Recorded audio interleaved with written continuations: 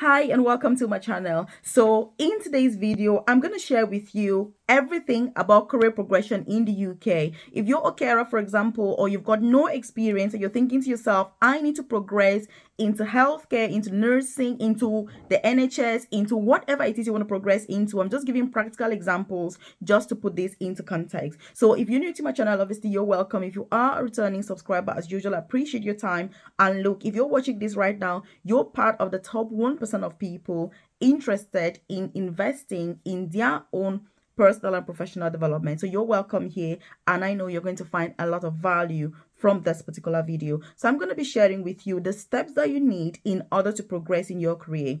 And let me tell you something. I know that very few people watch these videos, but that's why very few people will progress in their careers. It's obvious progression is not for everybody. So the main thing I'm going to say to you is when it comes to career progression, by the way, if you haven't joined this family, take this opportunity now to hit the subscribe button below so that you're the first person to be notified every single day when I drop a new video on here at 10 a.m. prompt UK time. I dedicate my time to make sure that I definitely inform you about the best opportunities in the UK.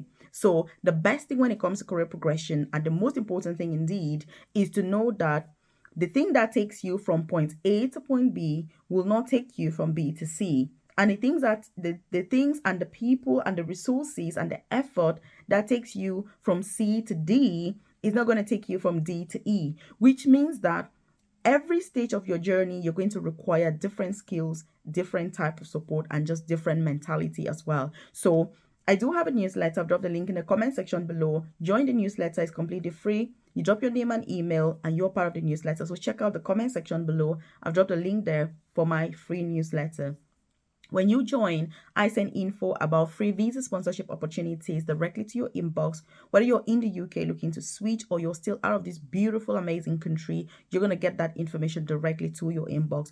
I also share information such as what I'm sharing in today's video, career progression opportunities, so that you are aware on how you can progress. You're also going to find my contact details on there. So there's my WhatsApp number as well as my email address so that you can get in contact with myself ASAP if you need advice and tailored support, obviously with career progression and visa sponsorship in the UK.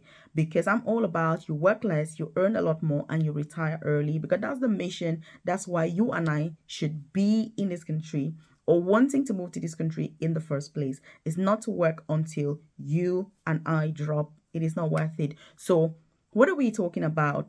I'm going to tell you that from my experience, and it's taken me 13 years. In fact, the other day, I was talking to one of the carers that joins my private coaching program, and she was like, Melvis, I've been in the UK for 17 years.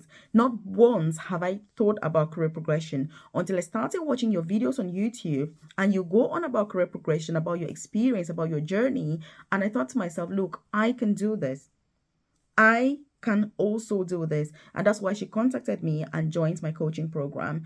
And that is a sort of action that is needed. Career progression is something that it is not only for certain people. Career progression is there for all of us. And so you do not have to feel that it is a privilege to progress in your career. No, it is a basic necessity to progress in your career, and you deserve it just as much as any other person in this life. So again, I said to her, look, I'm going to support you with this XYZ, and we've got a plan, and it's just amazing. And I'm so optimistic about what the future brings for us when it comes to this career progression. So again, what is your personal situation right now? Leave a comment in the comment section below. Are you looking for visa sponsorship jobs? Are you looking to transition? Are you looking, into healthcare jobs, NHS job, apprenticeships? Are you looking teaching jobs, nanny jobs? What is your goal right now?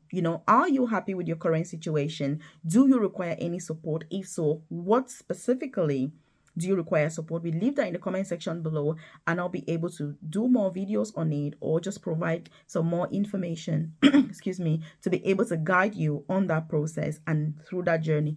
By the way, if you want information about my private coaching program, do check out the description box below or the about section of this channel. You're going to see a link to join and all the information as to what it entails. When you join, you get a tailored, individualized, and personalized guidance that you rightfully deserve to join the top 1%. Because I know that only 1% of us will progress, obviously, because 99.9% of people will just hear information, watch video after video after video, and do absolutely nothing. They'll take no action, no implementation. If you're watching my videos, you better be part of the top 1% of people. That's who my coaching program is for. That's who my videos are for. That's who I'm dedicating my time to provide this information, to help and to support, because that is who I am as well. So again, what are we saying? I started as a carer, and it took me 13 years, by the way, because, some people say to me, oh, Melvis, you've progressed really quickly. Oh my God, that was so quick. I do acknowledge that I've progressed quickly comparatively, but actually I started this 13 years ago. So that's a long time. And this is to say that career progression is not something that happens in a day. Many of us nowadays are very impatient. People are like, hey, am I going to become a nurse practitioner in 2 days? I'm a carer today. I'm like, no, it doesn't work like that. There are stages that you need to take. Some of those stages are going to take years, but it's that dedication that you need in order to get there. So the first thing is to know that what takes you from A to B won't take you any further. For example, as a carer myself, I realized that I needed to have a qualification in order to support my experience, my knowledge as a carer. So I did a diploma in health and social care. And this is so that if you're one of the few people that watch this video, then I'm going to tell you the specific courses that I also did in order to move forward. So I did a diploma in health and social care, so that I could have something from my care experience. So when I did that course, it was really helpful. It was really the basics in terms of healthcare and supporting and guiding people and all that. So I did that work as a carer. It just wasn't going. I enjoyed the job. It was great, but I was like, hey, I was earning 16,000 per year working full time. I was like, this is so small. I cannot keep earning this. And I've got more potential to do more. That was how I decided to transition into nursing. So to transition into nursing, as you can see, my diploma in health and social care helped me as a carer, but it couldn't take me into nursing. So for me to get into nursing, I then had to do a degree in nursing. So this is what I'm saying, that the things that take you from A to B will not take you from B to C. And so it is your duty to know at what stage of your journey are you and what do you need to move forward. So I did a 3 years, my degree was 3 years as a Bachelor of Science in adult nursing. So that's general nursing. That was for 3 years here in the UK. And again, that enabled me to become a qualified nurse. Again, mind you, being a qualified nurse, you're literally at the bottom of the nursing ladder. Even though I had progressed from a carer to a qualified nurse, I was like, hey, I don't want to be doing this forever, because I need to be progressing in my career. I need to be able to do more. And again, because I needed to progress, I wanted to progress, I needed to do something different again. And let me tell you, during this time, I had about 5 different jobs within my first 2 years as a nurse in the UK. I changed my job 5 different times. Like, this is crazy. I was like, literally, if there's one thing you're going to take from this, if a workplace or if a place doesn't deserve you, you need to know your worth and move on.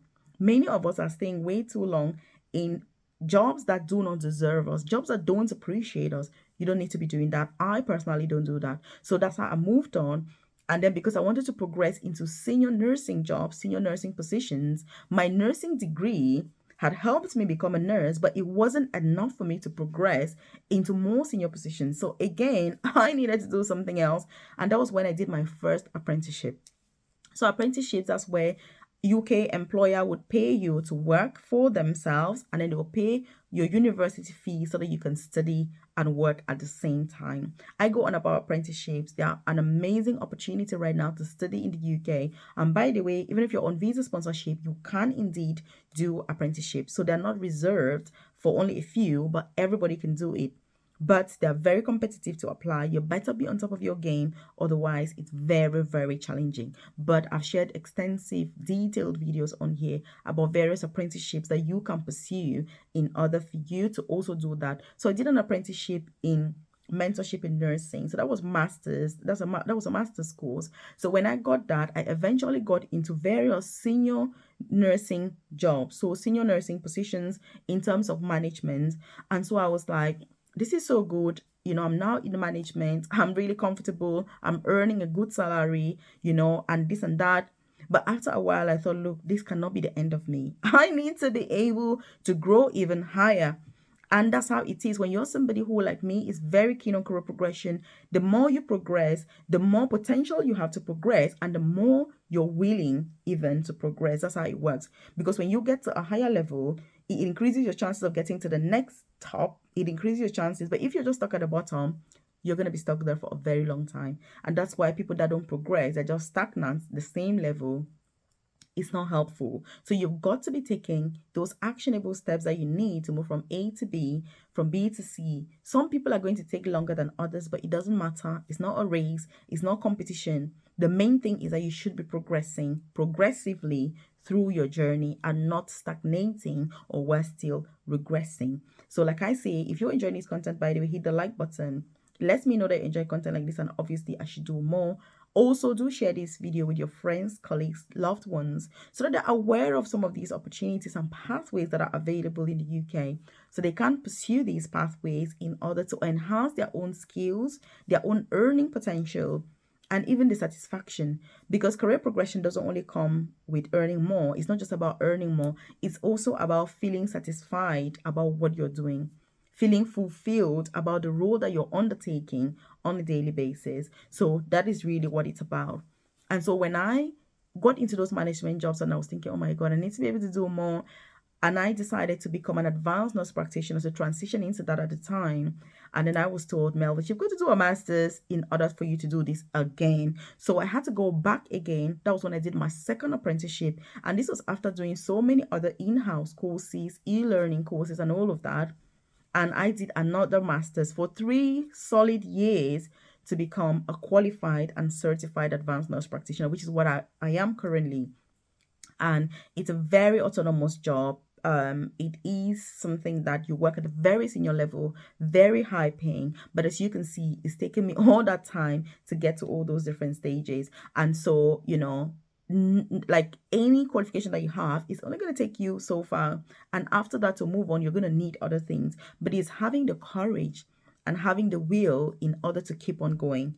And right now, you may be thinking to yourself, Melvi, so where are you at right now with your journey? My journey right now is one that is very you know, as much as I'm grateful for the journey I've had, I'm kind of thinking about the next steps, you know what I mean?